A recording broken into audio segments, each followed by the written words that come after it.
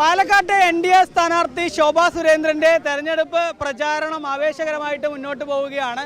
അടുത്ത ദിവസം പ്രധാനമന്ത്രി നരേന്ദ്രമോദി കൂടി പാലക്കാട്ടേക്ക് എത്തുകയാണ്. ഇതോടുകൂടെ തന്നെ പ്രചാരണം കൂടുതൽ കൊഴുക്കുമെന്നുള്ള കാര്യത്തിൽ തർക്കമില്ല. ഇപ്പോൾ കണ്ണാടി പഞ്ചായത്തിലാണ് വലിയ രീതിയിൽ മമ്പറം ഭാഗത്ത് ഒരുപാട് സ്ത്രീകളും കുട്ടികളും ഉൾപ്പെടെ സ്ഥാനാർത്ഥിക്ക് അനുഗ്രഹിക്കാനൊക്കെ വേണ്ടി നിൽക്കുന്നത് കാണുന്നുണ്ട്. വലിയ തിരക്കാണ്. ഇനിയിപ്പോൾ പ്രധാനമന്ത്രി കൂടെ വരാൻ നിൽക്കുകയാണ്. അപ്പം എത്രത്തോളം ആവേശകരമായിരിക്കും? എങ്ങനെയാണ് പ്രചാരണം? പ്രധാനമന്ത്രിയുടെ വരവിനെ കാത്ത് പാലക്കാട് അവർ മനസ്സുകൊണ്ട് ഒരുങ്ങിക്കഴിഞ്ഞു. കാരണം അവർക്കറിയാം, പ്രൈം മിനിസ്റ്റർ വന്നു കഴിഞ്ഞാൽ അദ്ദേഹം രാഷ്ട്രീയം കളിക്കുന്ന ഒരാളല്ല. നടക്കാൻ പറ്റാത്തത്, നടപ്പിലാക്കാൻ പറ്റാത്തത് ഒന്നും തന്നെ അദ്ദേഹം ജനങ്ങളോട് സംസാരിക്കില്ല. അദ്ദേഹം എന്തെങ്കിലും പറഞ്ഞിട്ടുണ്ടെങ്കിൽ അത് അദ്ദേഹം നടപ്പിലാക്കിയിട്ടുണ്ട്. അപ്പോൾ കഴിഞ്ഞ ദിവസം കേരളത്തിൽ വന്ന് ശ്രീമാൻ നരേന്ദ്രമോദിജി 12,000 കോടി രൂപയുടെ പദ്ധതികൾ ജനങ്ങൾക്ക് വേണ്ടി ഉദ്ഘാടനം ചെയ്യാൻ വേണ്ടി വരികയും കേരളത്തിൽ ഒരു ഡബിൾ എഞ്ചിൻ സർക്കാർ ഉണ്ടാക്കണം എന്നാവശ്യപ്പെടുകയും മോദിയാണ് ഗ്യാരണ്ടി എന്ന് അദ്ദേഹം പറഞ്ഞത് നമ്മളെല്ലാവരും കേട്ടതാണ്. അപ്പോൾ പാലക്കാട് ഞങ്ങളെ സംബന്ധിച്ച് ഞങ്ങൾക്ക് ആരോഗ്യ മേഖലയ്ക്ക് വേണ്ടി മാത്രം ഒരു 500 കോടിയുടെ പദ്ധതി പ്രഖ്യാപിച്ചുകൊണ്ട് 100-ലധികം ഡോക്ടേഴ്സുമായിട്ട് സംസാരിച്ച് ഇവിടുത്തെ ജനങ്ങളുടെ അതായത് രോഗികളായിട്ടുള്ള ധാരാളം ആളുകളുമായിട്ട് സംസാരിച്ച് ഇന്ന് നിലനിൽക്കുന്ന പാലക്കാട് മെഡിക്കൽ കോളേജ് ഒരു സ്കെൽട്ടൺ മാത്രമാണ്. അവിടെ ഡോക്ടറുമില്ല, നേഴ്സുമില്ല, ഉള്ളവർ ചികിത്സിക്കാനുള്ള സംവിധാനമില്ല, സർജിക്കൽ എക്യുപ്മെൻറ്റ്സ് ഇല്ല, ഒരു MRI സ്കാൻ മെഷീൻ അത് ആളുകൾക്ക് ആവശ്യത്തിനില്ല, CT സ്കാൻ ഇല്ല, ഒന്നുമില്ലാതെ റെഫറൻസ് ചെയ്യാൻ വേണ്ടിയിട്ട് ഒരു ആശുപത്രി. 10ാം ക്ലാസ് പാസ്സായ ആൾ 1ാം ക്ലാസ്സിൽ പഠിക്കുന്നത് പോലെയാണ്. അവിടെ ചെന്ന് കഴിഞ്ഞാൽ ജില്ലാ ആശുപത്രിയിലേക്ക് റെഫർ ചെയ്ത് വിടുകയാണ്.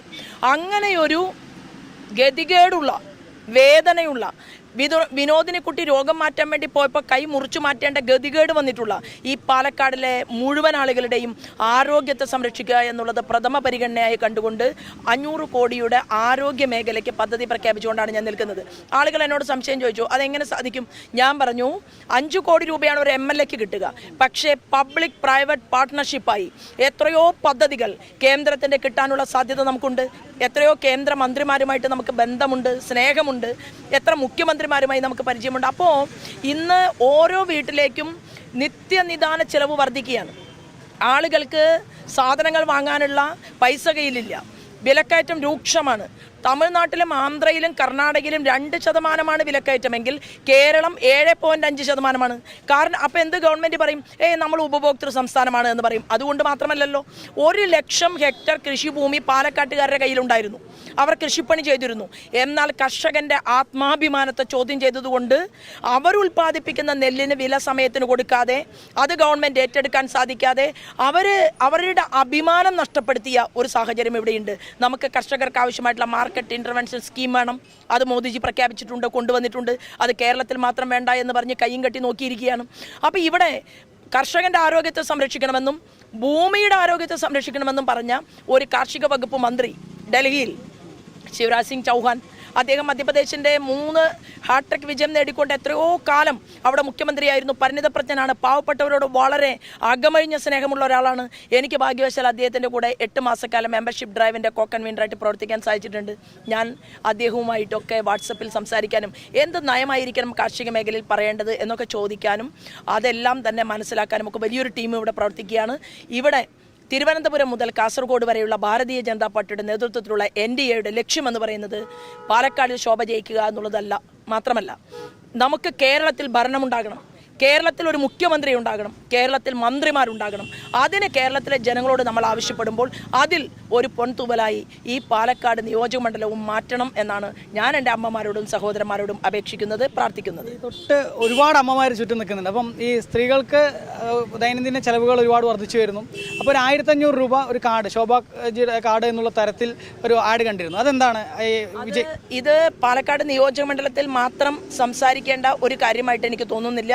ഞാൻ പറഞ്ഞിട്ടുള്ളത്, നമുക്ക് ഇപ്പോൾ സംസ്ഥാന തലത്തിൽ നിന്ന് ഒരു പ്രഖ്യാപനമുണ്ടായി. അതായത് BJP ഇപ്പോൾ തെരഞ്ഞെടുപ്പിൻ്റെ മുന്നിൽ നിൽക്കുമ്പോൾ നിത്യോപയോഗ സാധനങ്ങളുടെ വില കുറയ്ക്കാൻ വേണ്ടിയിട്ട് അവിടെ സ്വന്തമായിട്ട് കുറേ ഷോപ്സുകൾ തുറക്കുമെന്നായിരുന്നു ആദ്യം നമ്മൾ ചിന്തിച്ചത്. പക്ഷേ പിന്നീട് അതിനെ വളരെ വലിയ ക്യാൻവാസിലേക്ക് ചിന്തിക്കുകയും തീരുമാനമെടുക്കുകയും ഇത് കേരളം വ്യാപകമായിട്ട് നടപ്പിലാക്കുന്നതിനെ കുറിച്ച് ആലോചിച്ചുകൊണ്ടിരിക്കുകയാണ്.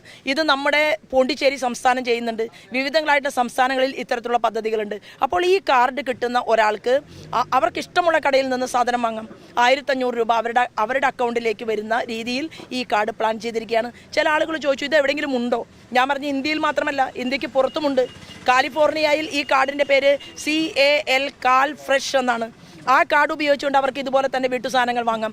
അപ്പോൾ നമ്മൾ ഒരു പദ്ധതി ഇവിടെ പ്രഖ്യാപിക്കുമ്പോൾ അത് പഠിച്ച് റിസർച്ച് ചെയ്ത് ഇത് നടപ്പിലാക്കാൻ സാധിക്കുമോ, ഇതിന് CSR ഫണ്ട് കിട്ടുമോ, ഇതിന് ഗവൺമെൻറ്റിൻ്റെ ആനുകൂല്യം കിട്ടുമോ? കേന്ദ്രത്തിൻ്റെ പോഷൻ പദ്ധതിയുണ്ട്, അതിനെ നമുക്ക് ഇതുമായിട്ട് ക്ലബ് ചെയ്യാൻ വേണ്ടിയിട്ട് സാധിക്കും. കേന്ദ്രത്തിൻ്റെ പ്രധാനമന്ത്രി അന്നയോജന പദ്ധതിയുണ്ട്. ഇങ്ങനെയുള്ള നിരവധിയായിട്ടുള്ള പദ്ധതികളിൽ കൂടി വരെ ഈ സംവിധാനത്തിലേക്ക് പണം വരുത്തുന്ന രീതിയിലുള്ള പ്രായോഗികമായിട്ടുള്ള ഒരു നടപടിക്രമത്തെക്കുറിച്ചാണ് നമ്മളിത് ചിന്തിക്കുന്നത്. അത് ലോഞ്ച് ചെയ്യാൻ പോകുന്നതേ ഉള്ളൂ. ഈ MLA ഓഫീസ് MLA തിരഞ്ഞെടുക്കപ്പെടുകയാണെങ്കിൽ 4 എണ്ണം തുറക്കുമെന്ന് തോന്നുന്നു. എന്താണ് ഈ 4 എണ്ണത്തിൻ്റെ ഒരു കാരണം? ഞാൻ കണ്ണാടി പഞ്ചായത്തിൽ യാത്ര ചെയ്ത സമയത്ത് കണ്ണാടി പഞ്ചായത്തിൽ ഉന്നതനായിട്ട് ഒരു വകുപ്പിൽ ജോലി ചെയ്ത് റിട്ടയർ ആയിട്ടുള്ള ഒരാൾ എൻ്റെ പ്രസംഗം കേട്ടതിന് ശേഷം എന്നോട് പറഞ്ഞു, ശോഭ സുരേന്ദ്രൻ, നിങ്ങൾക്ക് വേണ്ടി പ്രവർത്തിക്കാൻ ഞങ്ങൾ എത്രയോ റിട്ടയർഡ് ഉദ്യോഗസ്ഥന്മാർ ഇവിടെ കാത്തിരിക്കുന്നുണ്ട്. ചെറുപ്പക്കാരൊക്കെ നിങ്ങളുടെ കൂടെ ഉണ്ട്, ഒരുപാട് ആളുകളുണ്ട്. പക്ഷേ ഞങ്ങൾ ആഗ്രഹിക്കുന്നത് പഞ്ചായത്തിൽ നിങ്ങൾക്കൊരു ഓഫീസ് തുറക്കാൻ വേണ്ടിയിട്ട് അവിടെ മുഴുവൻ സമയ പ്രവർത്തകനായിട്ട് പ്രവർത്തിക്കാൻ ഞാൻ തയ്യാറാണ്. നിങ്ങൾക്ക് എന്തുകൊണ്ട് നമുക്ക് ഇത്തരമൊരു ചിന്ത, ഇത്തരമൊരു ആലോചന കൊണ്ടുവന്നുകൂടാ എന്ന അദ്ദേഹത്തിൻ്റെ ആ ചോദ്യത്തിൽ നിന്നാണ് ഞങ്ങൾ മറ്റു കാര്യങ്ങളെക്കുറിച്ച് ചിന്തിച്ചത്. 4 MLA ഓഫീസ് ഉണ്ടെങ്കിൽ എന്താ ചെയ്യേണ്ടത്? 4 പേർക്ക് ജോലി കൊടുക്കണം, അത്രയല്ലേ ഉള്ളൂ. 4 പേർക്ക് ജോലി കൊടുക്കുമ്പോൾ ഇവർക്ക് അനുഭവിക്കേണ്ട പൈസ എടുത്തുകൊണ്ടല്ല ഞാൻ കൊടുക്കാൻ ഉദ്ദേശിക്കുന്നത്. 4 പേരെ നമുക്ക് ജോലിക്ക് വെക്കാം, 4 ഓഫീസുകൾ മെയിൻറ്റെയിൻ ചെയ്യാം, ആളുകളുടെ പരാതികളെല്ലാം അവിടെ ഇരുന്നു കൊണ്ട് വാങ്ങാം.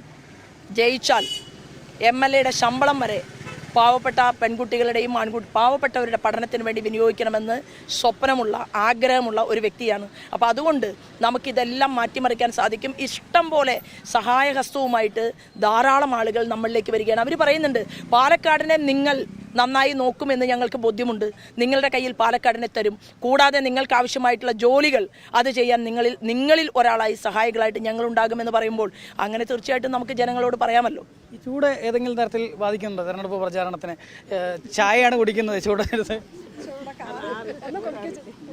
അതായത് അതികഠിനമായിട്ടുള്ള ചൂട് കേരളത്തിൽ നിലനിൽക്കുമ്പോൾ ഏറ്റവും കൂടുതൽ ചൂടുള്ള ഒരു ജില്ലയാണ് പാലക്കാട് ജില്ല. അപ്പോൾ ഈ പാലക്കാട് ജില്ലയുടെ ജലദൗർലഭ്യത്തെ ഓരോ രാഷ്ട്രീയ നേതാവിനും ബോധ്യപ്പെടാനുള്ള ഒരു അവസരം കൂടിയാണ് ഈ ചൂട്. അപ്പോൾ ഈ ചൂടിനെ കുറയ്ക്കാൻ എന്താണ് പദ്ധതി? ഈ ചൂട് എങ്ങനെയാണ് പണ്ടുള്ളവർ കുറച്ചിരുന്നത്? അപ്പോൾ അതിനനുസൃതമായിട്ടുള്ള വാട്ടർ റിസോഴ്സ് എങ്ങനെ കണ്ടെത്തണം എന്നതിനെക്കുറിച്ച് ചിന്തിക്കാൻ ഒരു ടീം ആളുകൾ ഇവിടെ വന്നിട്ടുണ്ട്. കഴിഞ്ഞ 2 ആഴ്ചയായിട്ട് അവരിവിടെ നടന്നുകൊണ്ടിരിക്കുകയാണ്. അങ്ങനെ അവർ പറയുകയാണ്, നമ്മുടെ കുളങ്ങൾ നവീകരിക്കുക, പുതിയ കുളങ്ങൾ ഉണ്ടാക്കുക, ധാരാളം കിണറുകൾ, വെള്ളം സ്റ്റോർ ചെയ്യാൻ വേണ്ടിയിട്ട് വരിക. ഇതൊക്കെ ചെയ്യുമ്പോൾ അതിനനുസരിച്ച് പരിസ്ഥിതിയെ ക്ലബ് ചെയ്തുകൊണ്ടുള്ള ഒട്ടനവധി പദ്ധതികളുണ്ട്. ചൂട് അതിശക്തമാണ്, അത് ഓൾറെഡി നമ്മളെല്ലാവരും അനുഭവിക്കുന്നുണ്ട്. പക്ഷേ ഞാൻ എപ്പോഴും ഓർക്കുന്നത്, എനിക്ക് 8ാം ക്ലാസ് വരെ മാത്രമേ എൻ്റെ അച്ഛനെ കാണാൻ പറ്റിയിട്ടുള്ളൂ. എൻ്റെ അച്ഛൻ ഒരു കൃഷിപ്പണിക്കാരനായി, കൃഷിയായിരുന്നു എൻ്റെ അച്ഛൻ്റെ ജോലി. അപ്പോൾ രാവിലെ നിലം ഉഴാൻ വേണ്ടി പോകുന്നത് മുതൽ വൈകുന്നേരം ചേറും ചളിയും പുരണ്ട് തിരിച്ചു വരുന്ന ആ അച്ഛൻ്റെ മണവും അച്ഛൻ്റെ വാക്കുകളും ഇന്നും എൻ്റെ മനസ്സിനകത്തുണ്ട്. എഴുതാനും വായിക്കാനും അറിയാത്ത ആളായിരുന്നെങ്കിലും അച്ഛൻ എപ്പോഴും പറയും, ഏറ്റവും വലിയ ജോലി എന്ന് പറയുന്നത് കൃഷിയാണ്. അപ്പം മാത്തൂരിലും കണ്ണാടിയിലും പിരായിരിയിലെയും കർഷകർക്ക് അവർ ചെയ്യുന്ന കാർഷിക വൃത്തിയിൽ അഭിമാനമുണ്ടാക്കുക എന്നുള്ളത് മാത്രമല്ല, ഞാൻ നെല്ല് കൊയ്യുന്നത് കാണണമെങ്കിൽ ഒരു പാടശേഖരത്തിൽ കൊയ്ത്ത് നടക്കുന്ന സമയത്ത് വന്നാൽ മതി, ഞാൻ കാണിച്ചു തരാം. ഇതൊക്കെ പണിയെടുത്ത് പഠിച്ചിട്ടാണ് നമ്മളിവിടേക്ക് വന്നിട്ടുള്ളത്. അങ്ങനെയുള്ള ഒരു സാധാരണ കുടുംബത്തിൽ നിന്ന് വളർന്ന ഒരു സ്ത്രീക്ക് ഭാരതീയ ജനതാ പാർട്ടി ഒന്നിൽ നിന്നതുകൊണ്ട് മാത്രമാണ് ഇന്ത്യൻ പ്രൈം മിനിസ്റ്ററുടെ വീടിനകത്ത് പോലും ചെല്ലാൻ സാധിച്ചത്. അതുകൊണ്ട് ഇങ്ങനെയുള്ള ഒരു മഹത്തായിട്ടുള്ള ഒരു പ്രസ്ഥാനം, ആ പ്രസ്ഥാനത്തിൽ ഞങ്ങൾ മുന്നോട്ട് വയ്ക്കുന്ന ഓരോ വാക്കും അത് പ്രാവർത്തികമാക്കും. ഞാൻ 2016 ഇതെല്ലാം പറഞ്ഞതായിരുന്നു. എന്നാൽ ആ 2016 കാറ്റല്ല ഇപ്പോഴുള്ളത്. 2016 ഇവിടെ ആളുകൾ അത് BJP പറയുമ്പോൾ BJPക്ക് ഒരു ഡബിൾ എഞ്ചിൻ സർക്കാർ ഉണ്ടാകുമോ എന്നുള്ള ചിന്തയായിരുന്നു. ഇന്നത് അവർക്ക് മാറി. കാരണം നമ്മൾ കഴിഞ്ഞ പാർലമെൻറ്റ് തെരഞ്ഞെടുപ്പിൽ 20%-ലധികം വോട്ട്, ചില മണ്ഡലങ്ങളിൽ 28%, ചില മണ്ഡലങ്ങളിൽ 29%, ഇങ്ങനെ നമ്മൾ വലിയൊരു മൂവ്മെൻറ്റാണ് കേരളത്തിൽ ഇപ്പോൾ നടന്നുകൊണ്ടിരിക്കുന്നത്. അപ്പോൾ ഈ ഡബിൾ എഞ്ചിൻ സർക്കാർ ഉണ്ടാകുമ്പോൾ പദ്ധതികൾ പ്രഖ്യാപിക്കുന്നത് ജനഹൃദയങ്ങളിൽ മനസ്സ് ചേർത്ത് വെച്ചുകൊണ്ടായിരിക്കും എന്നുള്ളതാണ്. അതിൻ്റെ ഒരു മൂവ്മെൻറ്റ് നമുക്കുണ്ടാകും. ഇത്തവണ കോൺഗ്രസ്സുകാരും BJPക്ക് വോട്ട് ചെയ്യും, മാർക്സിസ്റ്റ് പാർട്ടിക്കാരും BJPക്ക് വോട്ട് ചെയ്യും. കാരണം ശോഭ പോട്ടെ നിയമസഭയിൽ എന്ന് അവർ തീരുമാനമെടുത്തിട്ടുണ്ട് എന്നാണ് ഞാൻ കരുതുന്നത്. അതുതന്നെയാണ് ഏതായാലും 2016 കാറ്റല്ല പാലക്കാട് അടിച്ചുകൊണ്ടിരിക്കുന്നത് എന്നുള്ളത് തന്നെയാണ് ഈ ശോഭാ സുരേന്ദ്രൻ ഓരോ സ്ഥലത്തും സ്ഥാനാർത്ഥി ചെല്ലുമ്പോൾ കാണുന്ന തിരക്കും വ്യക്തമാക്കുന്നത് എന്നുള്ളത് തന്നെയാണ്. കൃത്യമായി വികസന കാഴ്ചപ്പാട് ഉൾപ്പെടെയാണ് സ്ഥാനാർത്ഥി വ്യക്തമാക്കുന്നത്. PR മനൂപിനൊപ്പം അരുൺ ആലത്തൂർ, ജനം, പാലക്കാട്.